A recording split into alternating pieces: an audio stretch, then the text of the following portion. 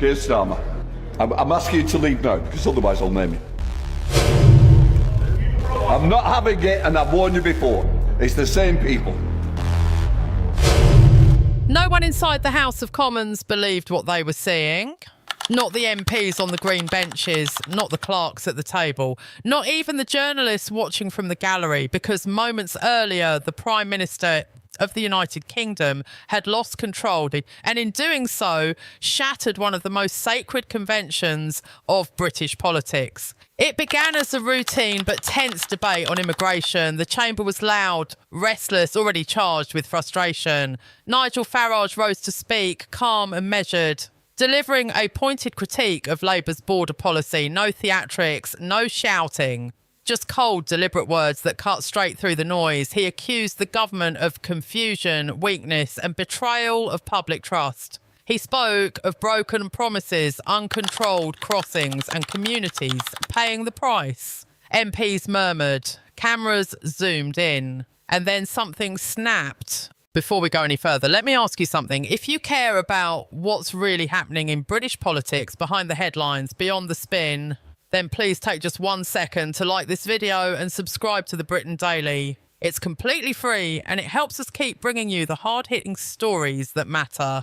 Prime Minister Keir Starmer rose, not with a rebuttal, not with figures or policy, but with fury written across his face. His voice was sharp, strained, almost shaking. He didn't challenge Farage's argument. He attacked the man himself. He accused Farage of undermining the nation, of poisoning public debate, of betraying Britain.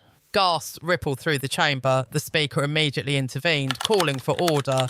But Starmer didn't stop. His words grew louder, his tone more aggressive. MPs from both sides looked on in disbelief as the Prime Minister ignored parliamentary protocol entirely. Again, the Speaker warned him. Again, Starmer refused to back down. This was no longer debate. It was an emotional collapse unfolding live on the floor of Parliament.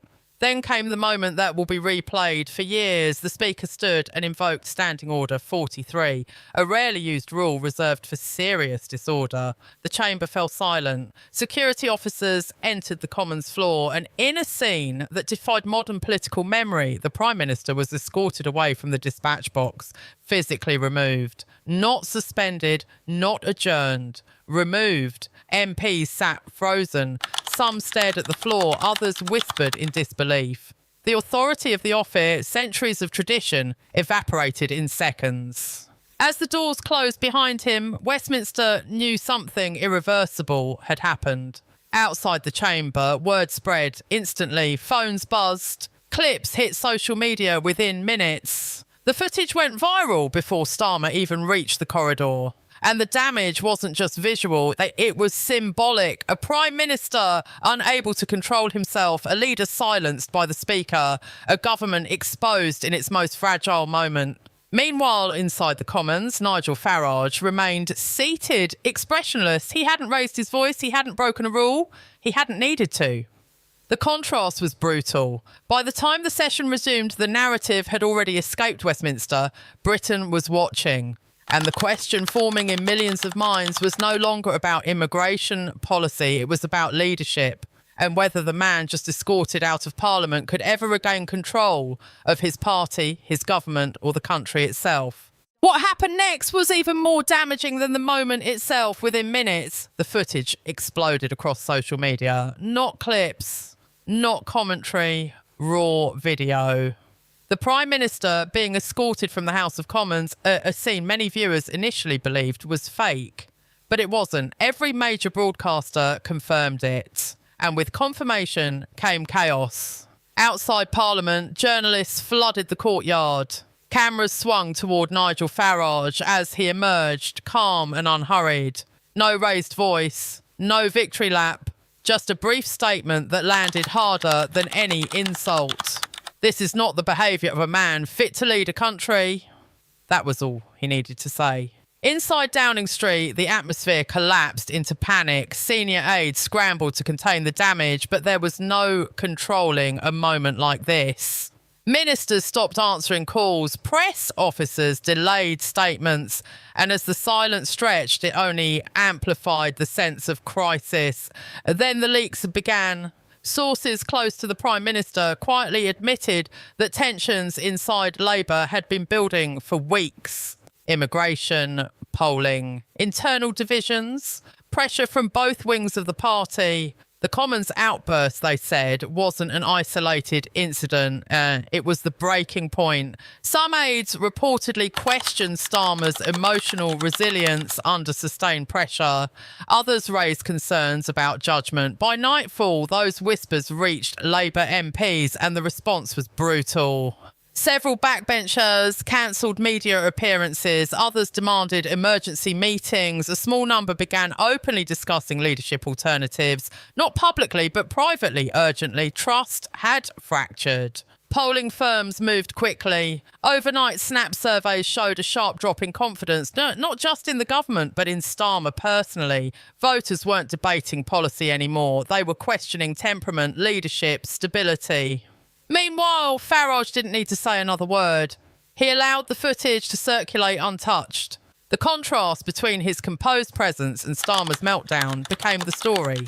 Analysts replayed the clip frame by frame. Commentators asked the same question repeatedly. If this is how he reacts to criticism, how does he handle crisis? By morning, the pressure intensified. Reports emerged of resignations from advisory roles.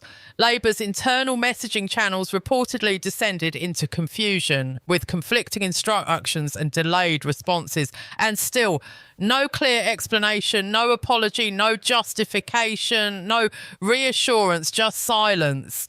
That silence proved devastating because in politics, silence after spectacle reads as guilt or worse, loss of control.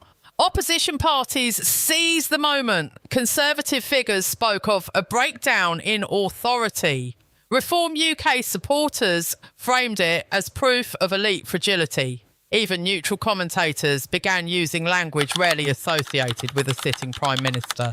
Unravelling, isolated, cornered.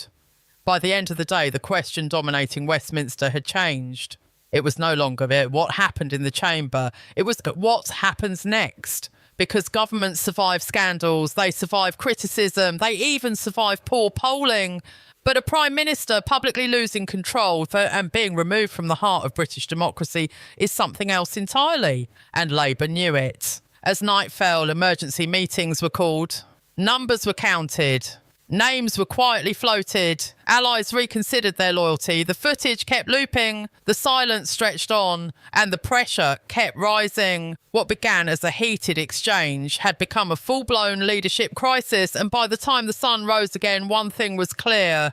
This was no longer about Nigel Farage. It was about whether Keir Starmer had just ended his own premiership.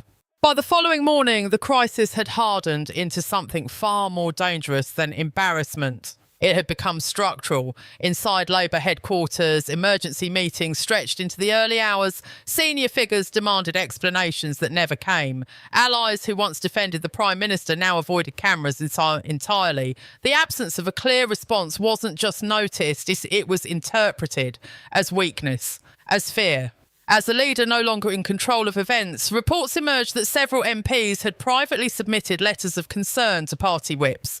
Others quietly asked about the rules for triggering a leadership challenge. No announcements were made, but the movement beneath the surface was unmistakable. Labour wasn't just shaken, it was splintering. The public reaction only intensified the pressure.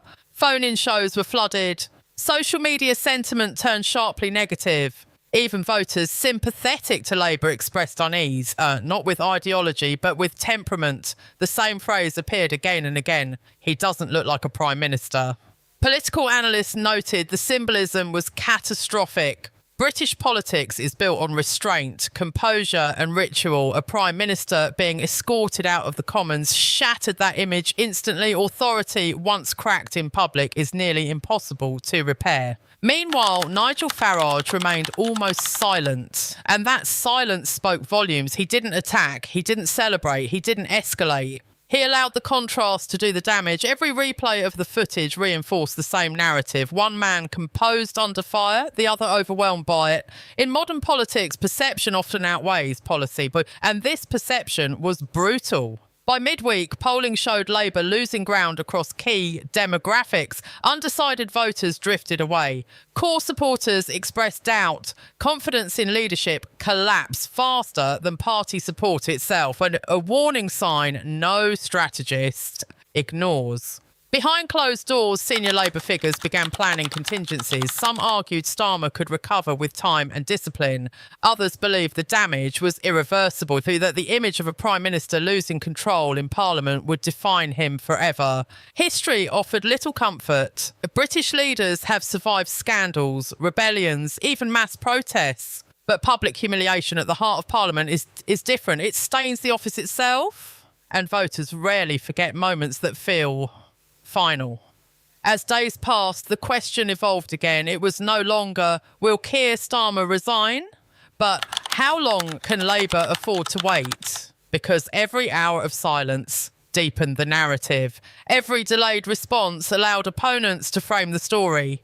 And every replay of that moment in the Commons reminded the country that something fundamental had broken. Not a policy, not a promise, but authority. This wasn't just a bad day for a Prime Minister, it was a warning shot for the entire political establishment. A reminder that power depends not just on numbers in Parliament, but on composure, credibility and trust. And once those are lost in public, they are almost impossible to reclaim. Westminster will move on, the news cycle always does, but this moment will linger.